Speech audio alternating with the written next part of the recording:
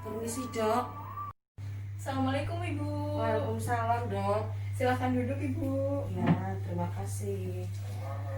Perkenalkan Ibu, nama saya Dr. Carmila, dokter yang berjaga pada sore hari ini. Sebelum kita memulai pemeriksaan, saya menanyakan identitas Ibu dulu ya Bu. Iya dok, tapi yang periksa bukan saya dok, tapi anak saya di depan. Oh, anak Ibu. Oh Ya, anak Ibu. Namanya siapa Bu? Aziz Hairul Aris. Oh, Aziz Hairul Aris. Usianya berapa Bu? 7 tahun, 7,5. 7,5 ya. Tanggal lahirnya Bu?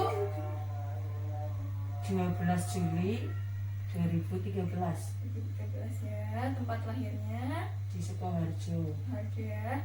Rumahnya Bu? Kartosuro bu. Agamanya Islam ya Bu.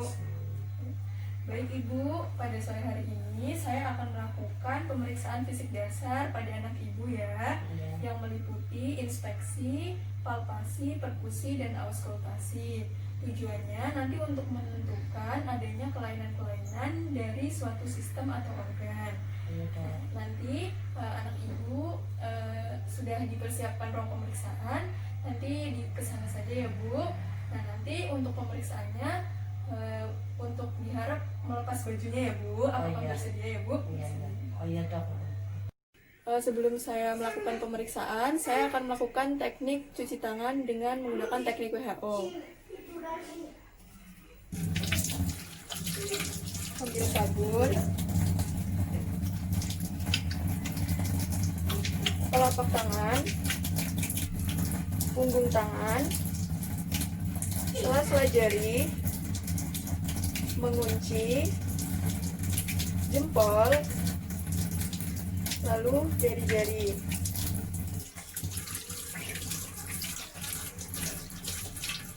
Lalu tutup menggunakan siku. Bismillahirrahmanirrahim. Di sini saya akan melakukan pemeriksaan fisik dasar. Pemeriksaan fisik dasar yang pertama yaitu inspeksi. Inspeksi adalah melakukan pemeriksaan dengan cara kita melihat. Itu tujuannya untuk mencari tanda fisik dengan cara observasi. Nah, inspeksi itu ada dua, ada general inspeksi atau keadaan umum dan ada lokal inspeksi. Dengan inspeksi itu nanti kita akan mendapatkan kesan umum, warna, lalu bentuk tubuh, lalu perbandingan bagian tubuh dan gerakan pasien. Nah, pertama kita posisikan dulu kita berada di sebelah kanan pasien. Nah, nanti yang kedua, perhatikan sikap tubuh dari pasien pada waktu berjalan dan naik ke tempat tidur. Lalu perhatikan mulai dari warna rambut, mata, lalu kulit, dan warna pada kuku. Lalu kita pastikan temperatur ruangan itu baik dan juga pencahayaan yang baik. Nah, kita akan melakukan teknik palpasi. Nah, teknik palpasi itu adalah aktivitas dengan merasakan sentuhan. Nah, nanti itu ada 4 sensasi. Yang pertama adalah sensasi taktil. Sensasi taktil itu kita menggunakan ujung-ujung seperti ini, ujung jari.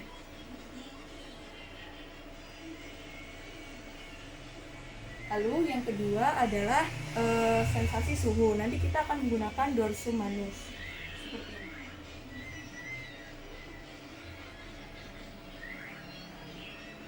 Lalu selanjutnya adalah sensasi posisi. Nanti kita menggunakan genggaman seperti ini.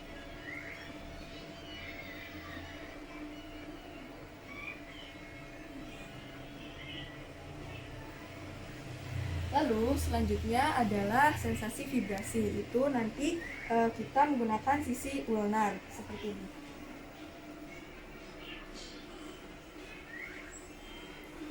Nah, nanti dengan palpasi kita mendapatkan bagaimana permukaan tubuh pasien. Apakah permukaannya halus, kasar, atau menonjol.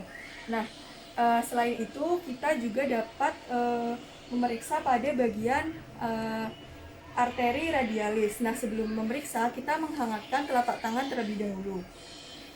Di sini kita melakukan pengecekan pada nadi pasien. Nah, selain itu kita juga dapat melakukan palpasi dengan pengembangan dada pasien. Silakan bernafas di. Nah, seperti itu. Lalu selanjutnya saya akan melakukan teknik perkusi dengan cara mengetuk permukaan badan dengan perantara jari tangan untuk menghasilkan suara beragam sesuai identitas struktur di bawahnya. Nah, tujuannya itu untuk mengetahui keadaan organ-organ dalam tubuh. Nah, nanti ada suara yang dihasilkan tergantung dari jaringan di bawahnya. Yang pertama itu ada nada suara pekak. Nada suara pekak itu untuk massa badan. Lalu ada perkusi dengan jantung, itu akan menghasilkan suara redup. Nanti ada perkusi paru normal, itu sonor. Dan perkusi dari perut itu adalah timpani. Perkusi kita laksanakan dengan kita tekankan jari ketiga tangan kiri ke permukaan yang akan kita periksa. Nah, kemudian ketuk jari ketiga tangan kiri dengan jari tangan kanan. Sikap tangan kanan harus rileks. Apabila teknik perkusi benar, maka akan menghasilkan nada suara yang sesuai. Nah, nanti kita menggunakan ini. Lalu kita ketuk menggunakan ini. Perkusi dinding dada, suara yang dihasilkan adalah sonor pada paru-paru.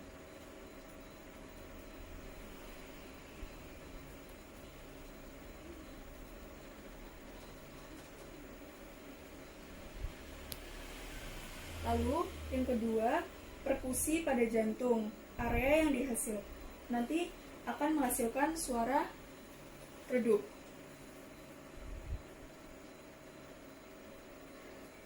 Lalu selanjutnya yaitu pada daerah abdomen, nanti akan dihasilkan juga suara redup.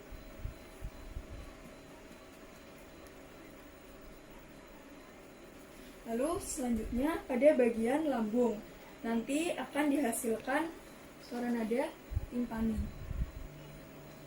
Lalu selanjutnya saya akan melakukan auskultasi atau mendengarkan suara yang terdapat di dalam tubuh dengan bantuan stetoskop.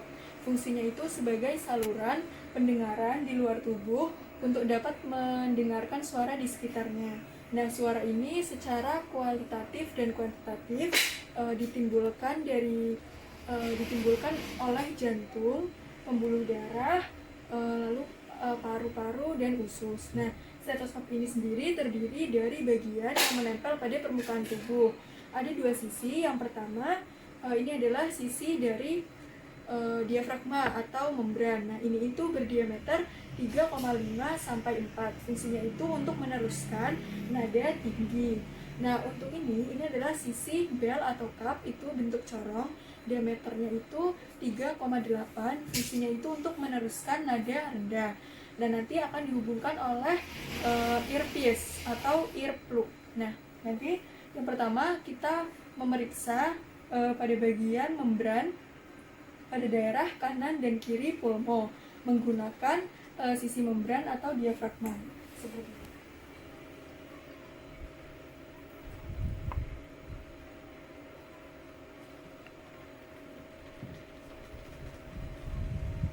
Ini kita dengarkan 2-3 detik sebelum kita pindah ke daerah yang lain. Lalu yang kedua adalah pada katup jantung. Nanti di sini kita akan menghasilkan nada normal 1-2, lalu tidak ada bising, tidak spill, dan dia itu reguler. Lalu yang terakhir kita lakukan pada area abdomen.